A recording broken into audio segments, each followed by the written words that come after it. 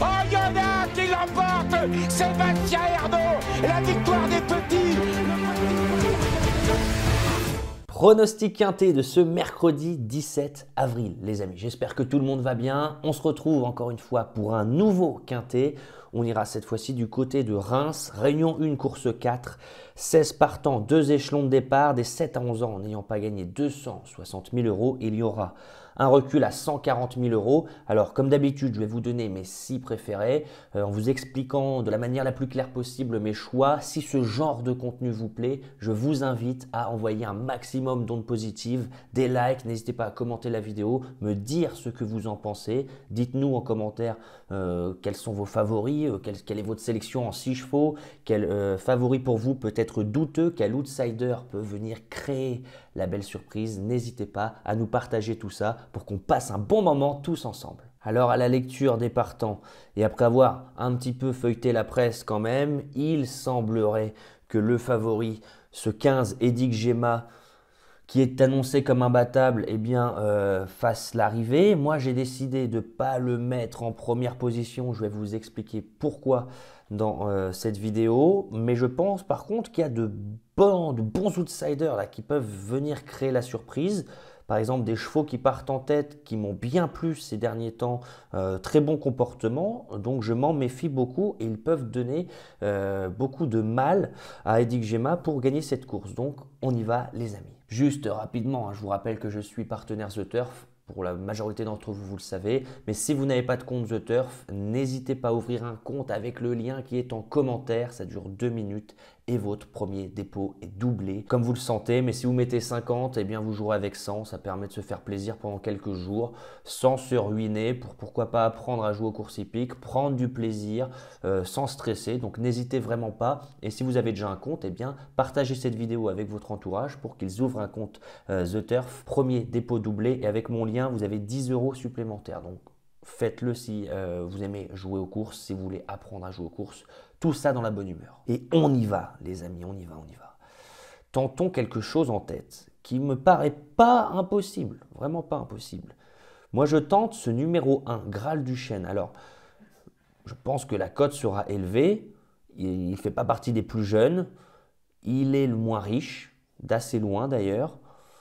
Cependant, moi je me souviens d'une belle victoire. J'étais sur l'hippodrome à Argentan le 26 décembre. Ce jour-là, Graal du Chêne avait survolé les débats et son entraîneur Jean-Robert Declercq, après la course, m'en avait dit beaucoup de bien de ce cheval. Ensuite, on a eu un petit break, oui, de 2 mois pour peut-être faire souffler le cheval qui avait fini la fin d'année 2023 vraiment sur les chapeaux de roue, très régulier. Il faisait toutes ses courses. Sa rentrée à Amiens était mi-figue mi-raisin, ni très bien, ni très mauvais, voilà, un peu moyen. À Reims ensuite, le 16 mars, encore une fois, c'était ni bien ni mauvais, c'était assez moyen. Par contre, la dernière course, les amis, la dernière course, le 1er avril à Strasbourg. Regardez la course, j'ai l'impression que si Graal du Chêne n'est pas extrêmement malchanceux dans le dernier tournant, j'ai l'impression qu'il peut même gagner la course la dernière fois. Je m'explique, dans le dernier tournant, on voit que le driver il est comme ça sur Graal du Chêne, il y a un cheval qui se met au galop devant lui, il est obligé de le contourner, ça le fait aller très au large et il allait mieux, j'ai l'impression, dans le dernier tournant que le gagnant Gai Matin qui a gagné sur tapis vert il me semble, Gai Matin qui s'imposait. Et Gai Matin, c'est une très bonne ligne parce qu'il avait très bien couru dans un quintet à Lisieux, derrière de très bons chevaux. Invictus Madiba, Auch. Et on vient de très bien recourir à Lyon-la-Soie, derrière un cheval Global Agreement, totalement déclassé à Vincennes cet hiver. Et on a terminé 2e de ce Global Agreement. Donc la ligne de Strasbourg est très bonne. Il n'a pas eu de chance dans le dernier tournant, c'est comme ça. Là, voilà, ça me laisse présager une belle performance pour Graal du Chêne aujourd'hui. Après 2 courses de rentrée, on a eu du mal un petit peu à se remettre en jambes. Ce très bon droitier Graal du Chêne, quand on voit ses performances et tout le temps à droite, eh bien, il vient de repointer le bout de son nez avec un effort final merveilleux en retrait, en étant malchanceux dans le dernier tournant. Donc, c'est la raison qui me pousse à me dire que Graal du Chêne revient sur le premier plan, revient en très grande forme, et peut-être que c'est le moment pour Graal du Chêne de refaire parler de lui, et en plus à belle cote. Je vais faire confiance à ce numéro 3, Harmonie de Brévol avec Pierre-Yves Verva qui le retrouve au sulky. Pierre-Yves Verva avec Harmonie de Brévol, superbe association, c'est 4 fois sur 4 à l'arrivée, je crois que c'est dans les 4-5 premiers à chaque fois, ils ont fait l'arrivée. Alors, Harmonie de Brévol, après un bon hiver, hein, tout le temps à l'arrivée, il n'y a pas de souci, elle a fait toutes ses courses, dans de bons lots parfois même, hein, notamment elle s'est imposée à Vincennes dans un bon style et dans un bon lot le 25 janvier. Ces 2 dernières courses, 8e disqualifiée, peut nous pousser à la réflexion, est-ce que la jument est un peu moins bien? En ayant regardé les courses en replay, moi je peux vous dire qu'Harmonie de Brévol n'est pas moins bien. Pourquoi? L'avant-dernière fois à Argentan, on termine 8e, mais 8e, ça ne veut rien dire, tout est relatif. 8e d'un lot de juments où la majorité des concurrentes étaient des concurrentes qui avaient 6 ans. Voilà, donc ça peut l'excuser. On rend des 25 mètres à des juments qui avaient 6 ans. Donc c'est jamais simple, encore plus à Argentan notamment. On avait ce jour-là, par exemple, Isla Ruella, qui était la grande favorite, qui partait en tête. Isla Ruella, c'est quand même des bonnes lignes. Donc elle avait fini assez courageusement, sans démériter, dans un bon lot le 18 février. 8e place à prendre avec des pincettes parce que c'était une bonne 8e place. Puis ensuite, la dernière fois, c'était du côté d'Angers le 3 avril. Quand je regarde la course, Harmonie de Brévol, quand elle fait la faute à l'entrée du dernier tournant, là, à la sortie du dernier tournant, j'ai l'impression que Romain Congar, il en a encore du jus dans les mains. Elle se met à la faute. Bon, c'est comme ça. Ce qui me laisse penser qu'aujourd'hui, ça peut le faire, c'est que c'est Pierre-Yves Verva qui revient au sulky. Association qui marche du tonnerre, on part en tête, on fait partie des plus jeunes. On revient sur un hippodrome où on a déjà très bien fait, 2e, 3e et 8e. Bon, elle répond présente à chaque fois. La dernière fois, elle a été fautive, ça arrive. C'est les courses, hein. Il n'y a aucun cheval avec lequel on est sûr qu'il va trotter d'un bout à l'autre. On n'est jamais à l'abri de s'accrocher, trébucher, d'être dans un jour sans. Mais en tout cas, Harmonie de Brévol, je pense qu'elle peut refaire parler d'elle. Ces 2 dernières courses, je n'en tiens pas rigueur et je pense qu'elle va créer ici une belle surprise. 3e position, je prends un risque parce que c'est une jument qui n'est pas évidente. C'est ce 7 Groupie du Ken. Alors, pas évidente, pourquoi? Parce que j'ai l'impression qu'elle a du mal à partir. J'étais sur l'hippodrome de Caen le 11 mars, elle était mal partie. Elle avait dû effectuer un bon bout nez au vent en 2e, 3e épaisseur. Les chevaux des 25 mètres étaient déjà presque assez basques assez rapidement. Mais Groupie du Ken, elle est vraiment courageuse, elle a besoin de personne et faire du train et faire les extérieurs sans avoir de dos, ça ne la dérange pas. Regardez sa dernière course à Argentan, elle a encore montré voilà, beaucoup d'énergie, beaucoup de mental parce qu'elle a effectué un bon moment de la course, le nez au vent. Alors si Pierre Well est décidé, si Pierre Well sait plus l'économiser qu'à l'accoutumée, j'ai l'impression que cette Groupie du Ken, avec ses gains là, je trouve que c'est un bon engagement même s'il y a les 7 ans.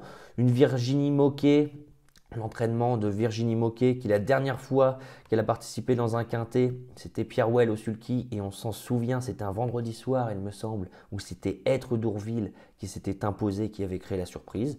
Alors, pourquoi pas Groupie du Ken, jument courageuse qui n'a besoin de personne. Ces raisons me poussent à la mettre en 3e position. En 4e position, on y vient avec ce favori, ce 15 Edic Gemma, très compliqué de faire sans lui. Il est annoncé comme imbattable partout dans la presse. Bon, moi je pense qu'il peut seulement être 2, 3, 4, c'est pas impossible. Il peut être battu dans cette course. Il y a beaucoup de points positifs pour lui, mais il y a aussi quelques réserves qui me poussent à le mettre seulement en 4e position. Je vous explique ça tout de suite. Alors oui, Edic Gemma fait partie des plus jeunes, des mieux engagés au gain. Il est le plus titré, il connaît son driver Benjamin Rochard que j'adore. Ça, il n'y a pas de souci, ça fait beaucoup d'atouts dans son jeu. Quand on regarde ses performances, c'est vrai que ces derniers temps, on l'a vu très peu corde à droite. Mais si on pousse un peu le truc, eh bien on se rend compte que corde à droite, ça ne lui pose absolument aucun problème parce que lors de ses 6 dernières sorties corde à droite, c'est 5 victoires. Bon, ça, c'est les points très positifs. Cependant, il y a un petit truc qui m'embête quand même, léger, hein, pour peut-être qui peut lui coûter la victoire. Premièrement, c'est que le 1er février, certes à Vincennes, c'était un bon lot, mais j'avais été un petit peu déçu d'Edic Gemma, qui était seulement 6e ce jour-là, mais qui avait nettement faibli dans la phase finale. On a eu un break de presque 2 mois, parce qu'on a fait sa semi-rentrée le 30 mars, et là, Qu'est-ce qui s'est passé? Eddie Gema qui part à la faute.